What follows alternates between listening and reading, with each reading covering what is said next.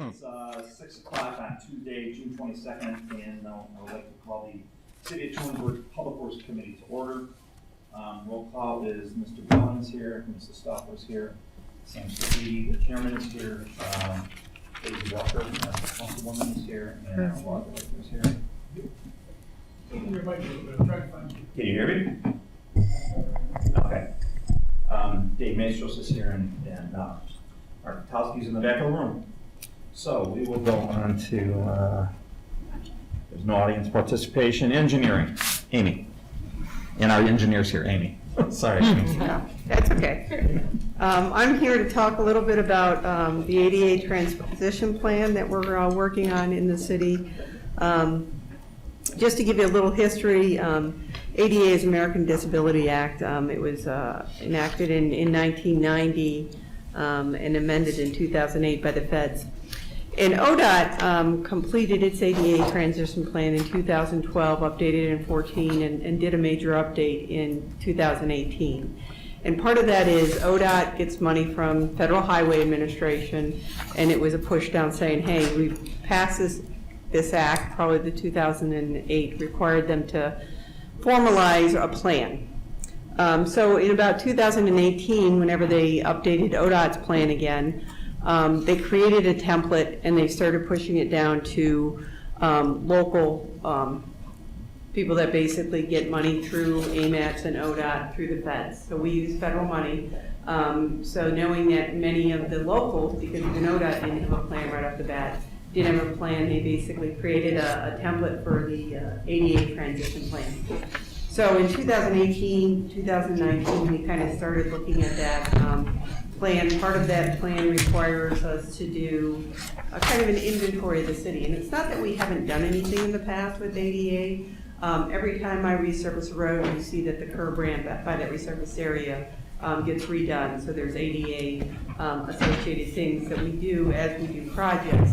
It's just we never really wrote it down. It's just kind of the policy. When we resurface, we do a curb ramp.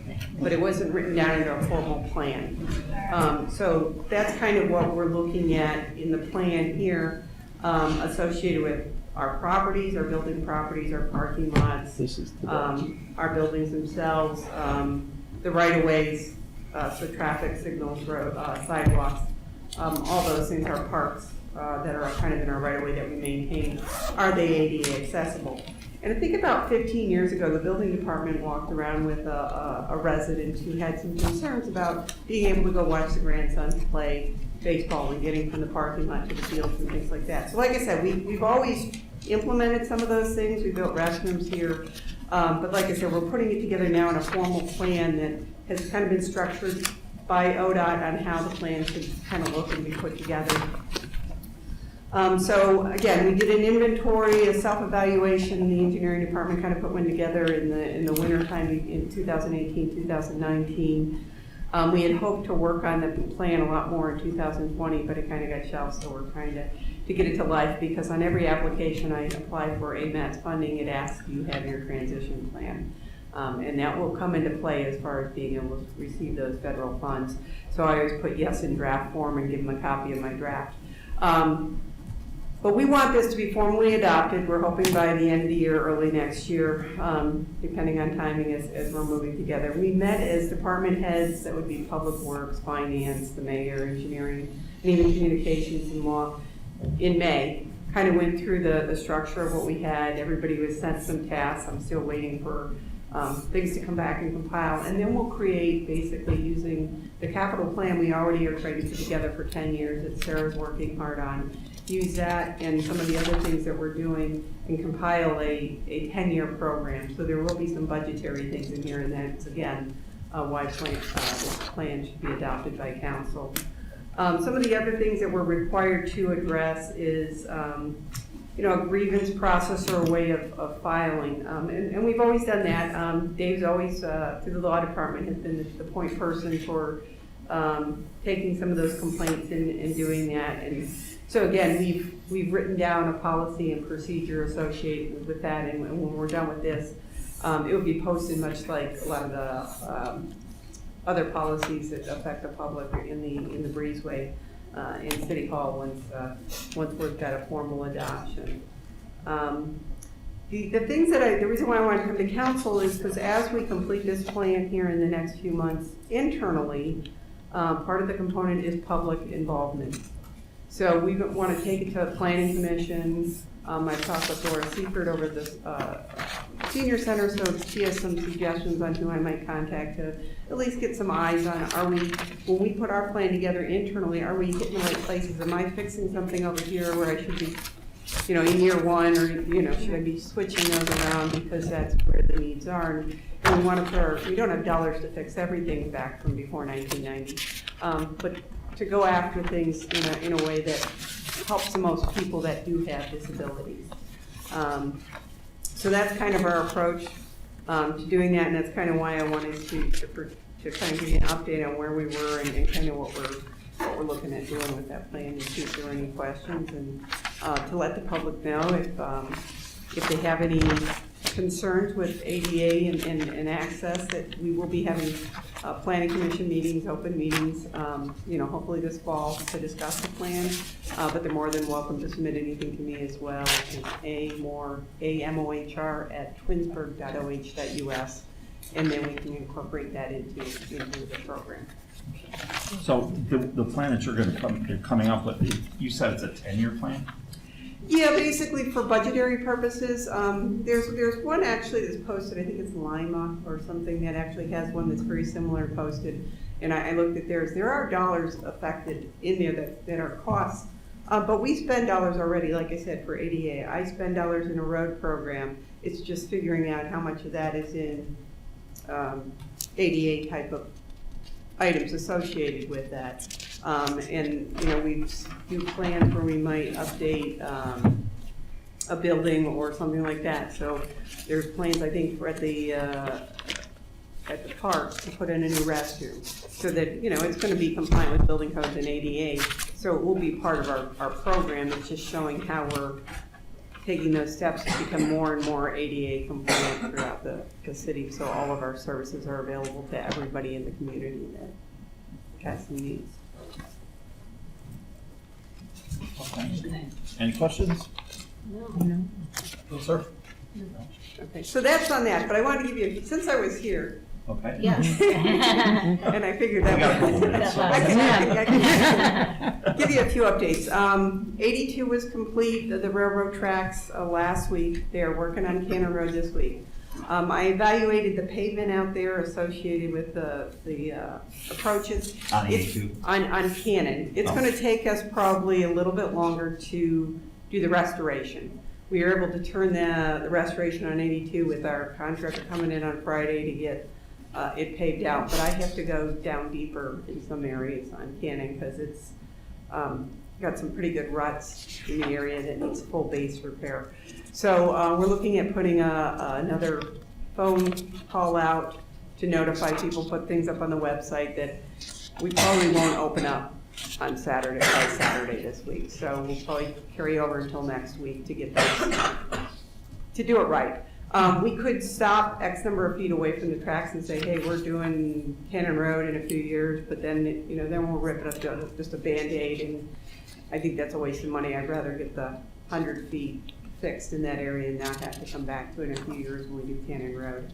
I have money in the road program from what we have done and not done and things like that, so I don't think that's going to be an issue or a change to that. The only thing that could be a change is when we fix Glenwood where the water line, which segues into where the water line broke on Glenwood a few weeks ago. Yeah. It's still closed down, the lane's closed down. I haven't heard yet from Public Works. They get a certified letter usually from Cleveland Water when it's released. We don't do anything before we receive that certified letter, but we are wanting it to work its way out a little bit. I think Chris may have said something at a previous meeting that the water ran underneath there for a while, so we want to make sure if there's any things going on with the pavement, we can kind of see that, because the repair is going to be bigger than just the area that's out there right now. And we're looking at getting our road program contractor to come in and do that, so it will be a larger repair at the end of the other work that he's working on for us. So it will still be a few weeks out, a month out, but Before it's done. before it's done. But we are tracking it. So. Okay. Amy, while you were talking about railroad, I think, and maybe my imagination, but now Glenwood is starting to look, can we put that on our radar? I mean, I know we can't do it now with everything else, but I really think that needs to be put on our radar It because is it's on our starting radar. to deteriorate. It is on our radar. We actually, when I had the railroad come in originally, I purposely said, look at all my railroad crossings, because as soon as I do one, Yeah. you know, and I always get some complaints on 91, some complaints on Glenwood. So we actually did have, I think, my inspector out there was meeting with the railroad, and he was gonna take one of the guys back out to review them again. And the railroad told us they'd look at it again in the future. They only have X number of dollars to do all their railroad crossings in the state. So they look at spreading that out throughout the state, do the worst ones they have. So if we can work the same deal, whether it be next year or the following, to get on the railroad schedule, that is our goal. What was our deal with this? How was that paid? This is, they do the railroad comes in and does the work right at the rail. And then we are taking over the responsibility of restoring the pavement. We're actually replacing the delineators as well, which were our responsibility anyway. Doing the pavement repair, as opposed to them doing a repair that was, you know, a 5-foot patch along in the transition, which it's hard for them to get a contractor in to do that for a small repair in a localized area. So we pay for that, but as a result, we don't pay for any time for railroad flagging. So they pay for all the rail work. They It's pay all for the theirs. rail and the flaggers that are 100%. required from the railroad company. Because anytime you get within 15 feet of a rail and do any work, you're required to have a railroad flagger. When we did Victorian Parkway 15 plus years ago, it was $500 a day for a railroad flagger. So I don't know exactly what the price of a railroad flagger is today, but I'm sure it's more. We don't pay that as associated with this cooperation for this work. So what happens, I was just by the Glenwood one, and it looks like there's something dropping there.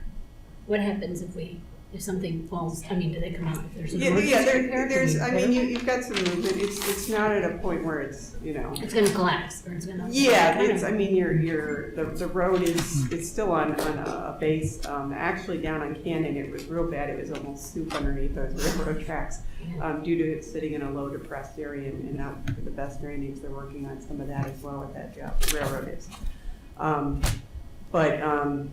Yeah, I mean, it's one of those things that when you're in a car, Yeah, you know, you're avoiding, you know, which is, we don't want people sort of. well, it's a pretty moving narrow over. crossing too, so it's difficult to avoid that. But it was the first time today that I noticed that it does seem that there's a piece that is dropped. Yeah, and like I said, I haven't gotten the results of the walkthrough that I asked my inspector to go through with the railroad people, since he was dealing with them on the restoration work, but we are following up, so. Amy, regarding the water main break that was on Glenwood, and I received emails, the residents were saying, well, can we drink the water? Should we boil it? And I told them, you know, if I were you, I would boil it. I said, I will boil mine, but I didn't. I went out and I bought water, because every time I turned my water on, it would be like a surge. Then it'll stop. And then even now, you know, when I turn my sink on, it's like a surge. So why is it doing that? Now, even now when you search? Yeah, even now. The only thing that, if you have filters on your faucets, and you ran during that period of time, what they'll tell you is when you have that kind of break, Yeah. you will get some silt materials that will move in the line, whether it be stuff that's in the line, there's a buildup in the line of minerals and Yeah. that deposit out that kind of get sloshed around and moves, so you will get sometimes a discolored water that comes in, Yeah, which yes. might be bringing in iron and whatever else that's in the water through your pipes, so you'll notice that sometimes the color is discolored. We as a city are not the water purveyor. That is Cleveland Water. Cleveland Water will issue the boil alert when they rarely issue boil when it's required. So, my recommendation during construction, when we do construction jobs that we may be affecting the water with turn off, turn on, Oh, okay. I always tell the residents at the pre-meeting, you know, it's always good to have water on hand. It is now. So that, you know, whether it's drinking, if you take pills or things like that, you know, you have that for those those periods in terms of what you've got. It's kind of up to you. They always tell you from Cleveland Water, just run the faucet until it runs clear and you're fine, is what they've told us. But, that's kind of, until they issue the boiler, we as a city do not issue the boiler. Cleveland Water would if they require one. Okay, all right, thank you. Amy, I have to tell you, I've gotten several emails and messages thanking us for the work that we've done out on Neely, on Liberty, the crosswalks. So thank you very much for your part in getting that done. I appreciate it. And I've also had a couple people tell me what a great job that they did on the railroads that they did already this week. So thank you. And over by Liberty, or over on Liberty and the Post too, did you put something in there as well? Yeah, that was the crossings that he's talking Yeah, about. that, both sides. I think draw some attention when somebody uses It does. Yeah. I ride that section often. I don't have kids in baseball anymore, so I don't go to Liberty Right. Park that Yeah, much. yeah. But it really caught my eye, the white flashing LEDs on both sides. I think work very effectively. And there are a lot of people that ride their bike right up that hill or across, walk their dogs, and I think it's very effective. Thank you. Amy, have you seen these things where the crosswalk, it comes up and they come up from the road? Somebody sent me that. They actually are, they lay flat, and somebody pushes the crosswalk, they come up almost like a, almost like an arm you put at the Yeah, railroad crossing. it is, but it's like that, and I thought this is. I haven't researched anything associated with Well, that. they said this was a nice start, but the next one is they like that. I don't know if that ever is gonna happen. These are recessed. We will put markers for plows. That was my concern. These are things that I've seen used in Florida, places where it's warm and you don't have the snow issues. But they're snow rated, what we put out here, so I'm curious for winter to come, even though I want summer to be here for a long time yet. Yeah, me too. Okay, Well, thank anybody you else for have making- anything for Amy? So Amy, if you asked for additional manpower in your department, and what are your thoughts on that? I have asked for additional manpower in my department. 2? Yeah, I've asked to replace the assistant director position and my administrative assistant. Are you currently interviewing for those? I have not currently interviewed. I have spoken with HR and the Have mayor. they've but- not but posted those at this time? I'm not aware of. No, we haven't. Okay, just curious. Yeah, Is there a vehicle that we need to do, or is there money in the budget?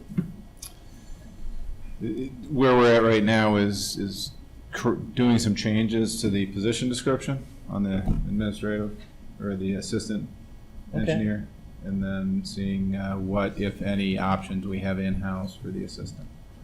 Are these union positions or non-union positions? The assistant engineer would be non-union.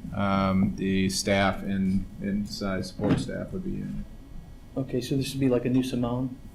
a new Simone and Dan Mazzablo would be with. Right. Thank you. I mean, those are the people. I know we replaced. discussed it, I just didn't recall Right. the details. Right. Thank you. Okay, that's it, Amy, thank you. Thank Thanks you, very much. Amy. Thank you. Excuse absent, we have no absent numbers, and our next meeting is November 9th at 6. Nobody has any other business? We're adjourned.